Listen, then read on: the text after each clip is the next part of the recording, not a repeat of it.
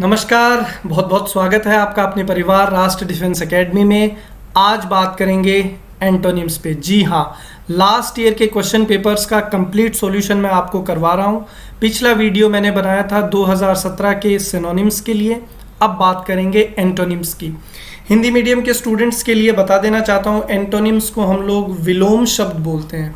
जी हाँ, क्या बोलते हैं? विलोम शब्द। डायरेक्शंस पढ़ेंगे। डायरेक्शंस पढ़ना बहुत ज़रूरी है। कई बार आता हुआ क्वेश्चन गलत कर देते हैं क्योंकि डायरेक्शन सही से नहीं पढ़ा होता है। तो डायरेक्शन समझिए। In this section each item consist of a sentence with a word underlined and is followed by 4 words. Antonyms के क्वेश्चंस में आपको एक सेंटेंस दिया रहेगा, एक वर्ड अंडरलाइन किया रहेगा और उसके 4 ऑप्शन आपको मिलेंगे, ए, बी, सी और D. Select the word that is most opposite in meaning to the underlined word. आपको वो वर्ड चूज करना है जो अंडरलाइन वर्ड का अपोजिट वर्ड है। And indicate your response in the answer sheet, और अपना आंसर शीट में मार्क करना है। क्वेश्चन से शुरू करते हैं। पहला क्वेश्चन ध्यान से समझिए। My first lecture in the classroom was a fiasco. पहला लेक्चर जो मैंने क्लासरूम में डिलीवर किया कैसा रहा? फिएस्को।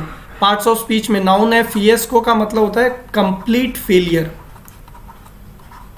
तो पहला लेक्चर बिल्कुल खराब रहा, असफल हुए। फेलियर का अपोजिट क्या होता है? सक्सेस। तो ए ऑप्शन हमारा करेक्ट आंसर। जॉय, फन और डिजास्टर का मीनिंग भी समझना जरूरी है। हो सकता है आने वाले एग्जाम्स में इनमें से आपको कोई ऑप्शन नजर आ जाए। जॉय का मतलब होता है आनंद।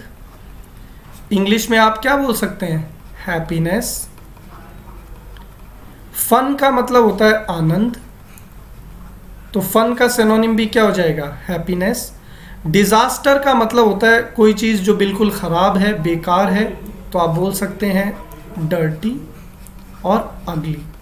तो यहाँ पर ये कंप्लीट सॉल्यूशन हुआ। नेक्स्ट क्वेश्चन पे ध्यान दीजिए। It was indeed arduous to cross streets in New York. Hindi meaning क्या होगा इसका? कि वाकई में न्यूयॉर्क के अंदर गलियों को क्रॉस करना काफ़ी कठिन था। आर्डुअस पार्ट्स ऑफ स्पीच में एडजेक्टिव है क्योंकि ओयूएस सफिक्स से खत्म हो रहा है। आर्डुअस का मीनिंग होता है हार्ड टू अंडरस्टैंड। कोई चीज़ जो समझने में मुश्किल हो उसको हम लोग आर्डुअस बोल सकते हैं। सिनोनिम क्या हो जाएगा? डिफ़िकल्ट, आप बोल सकते हैं ट्रिकी, आप बोल सकते हैं कॉम्प्लेक्स। तो कठिन का अपोजिट क्या होगा? आसान। आसान को क्या बोलते हैं? एफर्टलेस। मक्खन की तरह स्मूथली कोई काम हो गया। तो बी ऑप्शन यहां हमारा करेक्ट आंसर। प्लीजेंट का मतलब होता है सुहावना।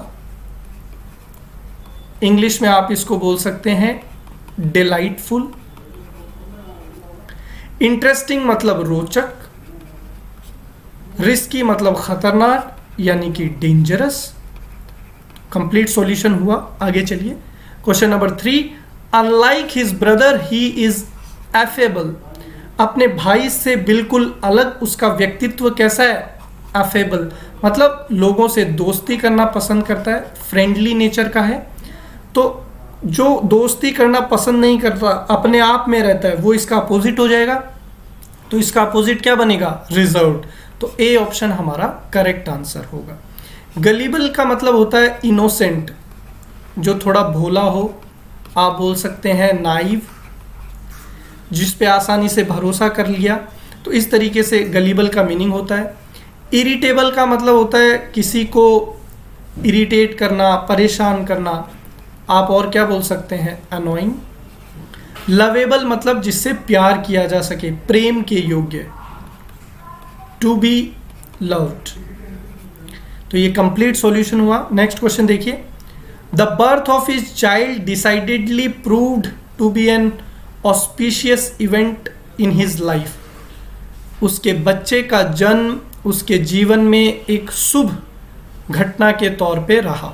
ऑस्पिशियस का मतलब होता है काफ़ी शुभ। ओयूएस सफिक्स से खत्म हो रहा है तो पार्ट्स ऑफ स्पीच में एडजेक्टिव। शुभ का अपोजिट क्या हो जाएगा? अशुभ। अशुभ को इंग्लिश में क्या बोल सकते हैं? ओमिनस। ओयूएस से है खत्म तो एडजेक्टिव है। प्रीशियस का मतलब होता है कीमती, कॉस्टली भी आप बोल सकते हैं, रेयर भी बोल सकते हैं। यूजलेस मतलब जिसका कोई उपयोग नहीं हो, बेकार। अनफॉरगेटेबल, जिसको भुलाया ना जा सके।